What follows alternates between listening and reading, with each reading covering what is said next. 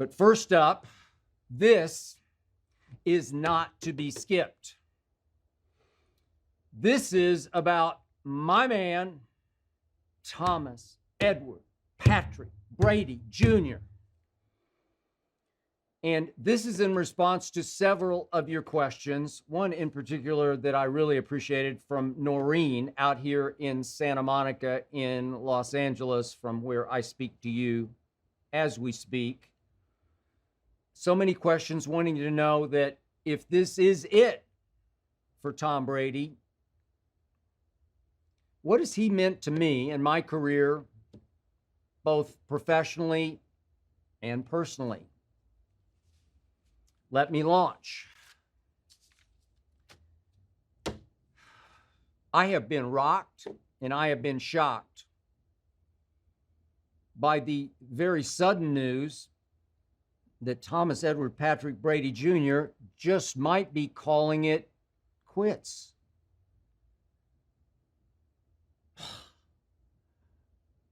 It's almost like a death in my family. And I'm here to tell you, I'm having a hard time coming to grips with it, because it was just 2, maybe 3 weeks ago. I spoke to a doctor I know, an orthopedic surgeon I know, who's close with Alex Guerrero, the trainer of Tom Brady, and said doctor told me that for sure Brady is going to play at least one more year. No shock to me. I wouldn't be shocked if he played 5 more years. And then that thing happened on Sunday against those Rams in Tampa. That play happened at the end of that game after Thomas Edward Patrick Brady had brought that team back from 24 down to 27 all. And somehow a blitz was called and no blitz was executed, and Cooper bleeping Kupp happened to Tom Brady. Is that it? Was that the end? I couldn't even fathom until the following day, when the drumbeat mounted that, yeah, he's going to seriously consider calling it a day. What? No, I scoffed. I laughed. Not Tom Brady. Nope, sorry. He'll play at least another year, if not 2, 3, 4, or 5 more years. Then I heard from a source on Monday night, high up in the Buccaneers organization, a source I implicitly trust, who rocked and shocked me by saying, we will be surprised, pleasantly surprised, but surprised nonetheless, if Tom plays next year. What? And then my source amended and said, no, we will be shocked if Tom Brady plays next year. What? You'll be shocked? Impossible. My source said, hey, if he were single, he'd play 5 more years. So it does come down to family. It does come down to wife Giselle, kids. Yep. That and that only. And on Undisputed the next day, I did throw out the maybe long shot possibility that I know Tom has always wanted to finish with the 49ers. He grew up in San Mateo, in the shadow of Candlestick Park, down the 101, maybe 15 minutes from his house. Huge 49er fan, huge Joe Montana fan. So is it a possibility, depending on the fate of the 49ers, that Tom would go one last hurrah in San Francisco? Just please, Giselle, please, honey, let me have one last fling here. Just one farewell to arm, as in that golden right arm of his, with the 49ers. My source is saying no. It's just pretty much over, and it's pretty much done. And now allow me to go deep. The reason I have so appreciated Tom Brady operates on several personal levels for me. a family level and an age level. If you'll excuse the digression, I chose in my 20s, as I was coming up in this business, to not have children.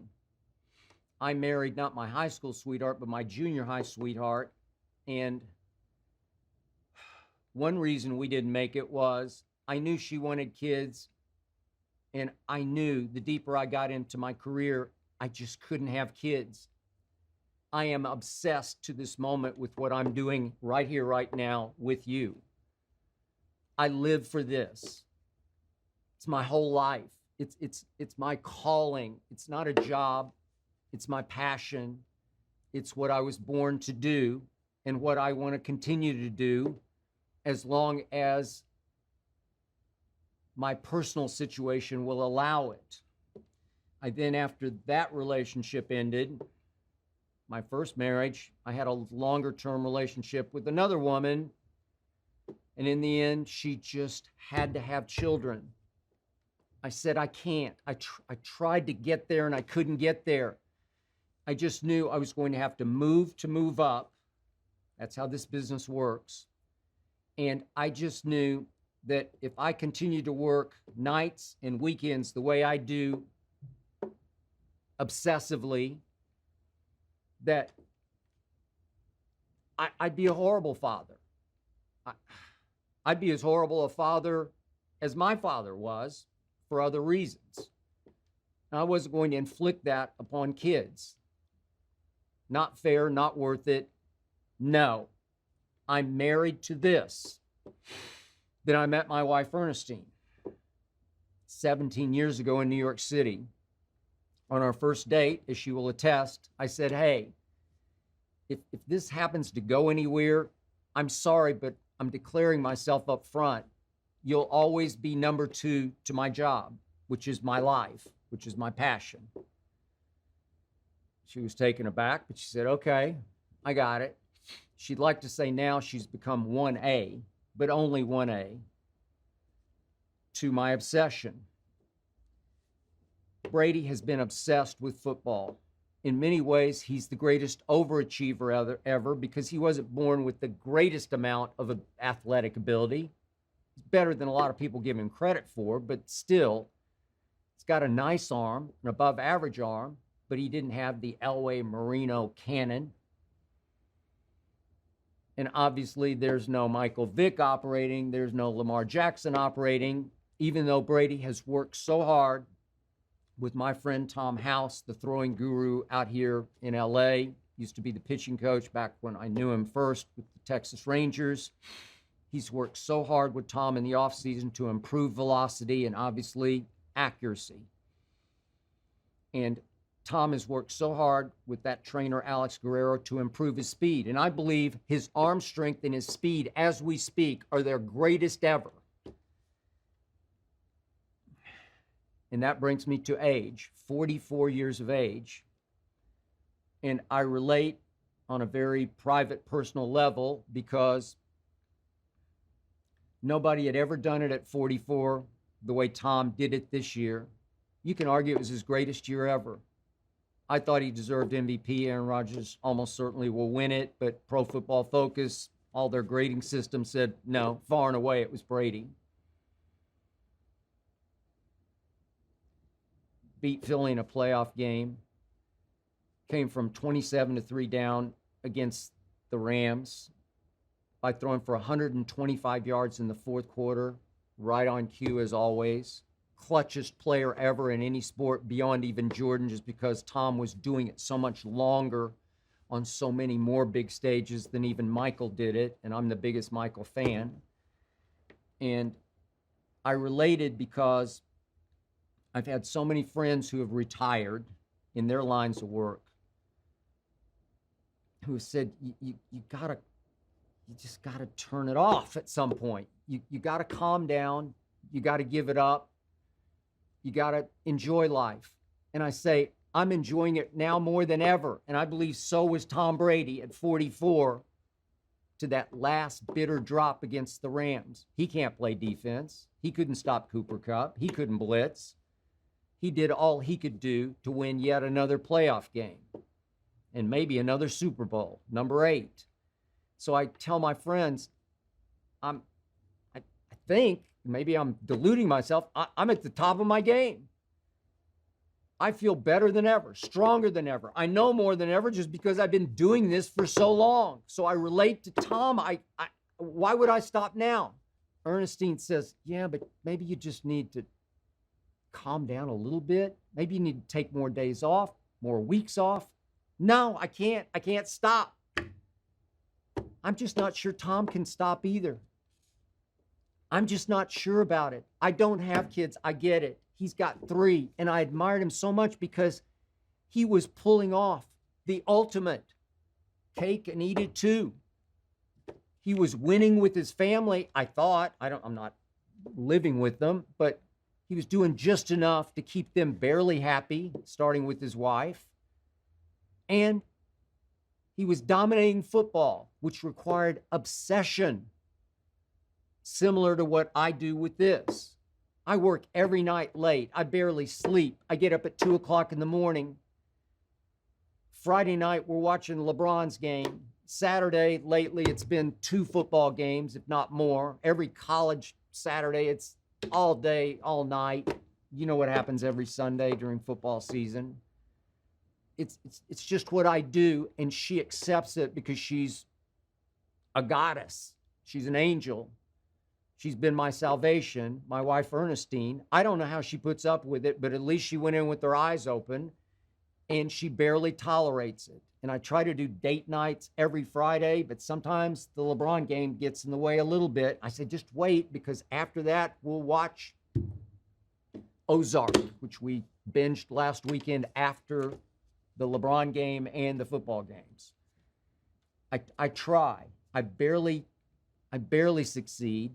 And yet, with Tom, I'm thinking, I greatly admire that maybe it's time to give in to wife, and he's got the 2 kids of their own, and then the one son in New York, previous relationship, Bridget Moynihan. And I don't have to fight that, obviously, and yet he cherishes it, he embraces it, and I'm not arguing with it, obviously. I'm certainly not criticizing or certainly condemning it. I'm just saying, can he be happy going full-time father, husband? I don't know. I couldn't do that. I would ultimately be unhappy as much as that should be done. Would I be able to do it? And what I've always loved about Tom is he shattered every mold. The reason he's meant so much to my career is, number one, I've won so many bets because of Thomas Edward Patrick Brady Jr., the one man in sports I don't bet against. And my favorite quote, you won't know, but it's from a former Supreme Court judge with the fairly odd name of Felix Frankfurter. I think he was a justice from 1939 to 1962. And I have the quote up on the refrigerator door. Anybody who is any good is different from anybody else. I believe that. That's my mantra. Dare to be different.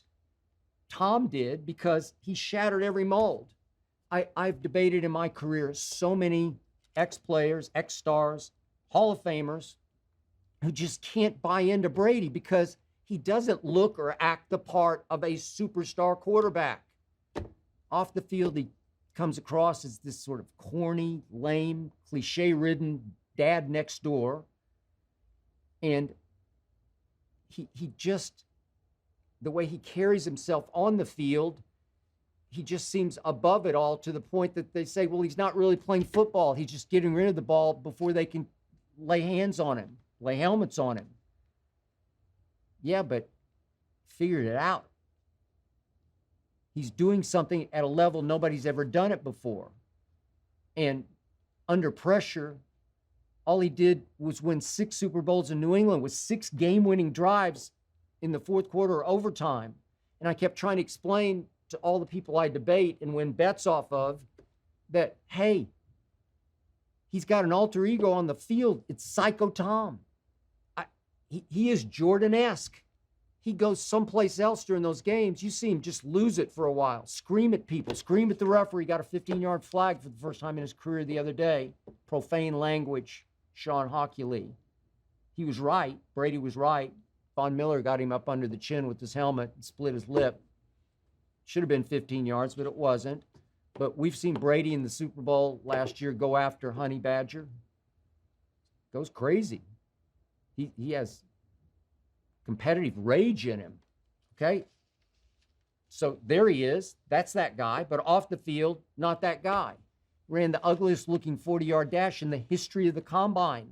Took the weakest looking picture shirtless in the history of the combine. That guy's the greatest player in the history of pro football? Yep, he is.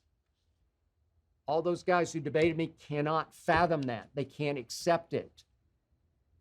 We're about to talk about Aaron Rodgers. They say, that guy's transcendent, greatest thrower of the football ever. No, Brady is, actually, because Brady throws the most catchable pass ever and throws it on time to open receivers. Okay, how can you argue with that? Well, they tried, and they have failed. So this seems like a shame to me. I can't buy into the fact that Tom Brady might be gone, because it would be a crime against nature. I just fear for him not being happy, not being able to fulfill the rest of his dream. But who am I to say? Because I'm still trying to chase it. He's 44, and I'm the equivalent of 44 in my business to what it is in the NFL. And I'm still chasing, and I don't want him to go, because I know he's got 5 great years left. And I want to chronicle those 5 years. I want to feast off them on Undisputed. I tweet this all the time. It's such an honor and a privilege. You get to watch the GOAT at his highest level. He's 44. So kids who are 5 years old right now can say, I watched Tom Brady. You did? Yeah, I saw him live. I watched him on TV. It's a privilege, man. And I don't want it to end. And I fear it's going to end. My gut tells me it's over, and I guess it just has to be over. God bless you, Tom. I'm going to miss you. I hope you enjoyed that video. You ready for more? Make sure you click that subscribe button for all the exclusive content from the Skip Bayless Show. And don't forget to check out the full episode of the show wherever you get your podcasts by clicking the link in the description.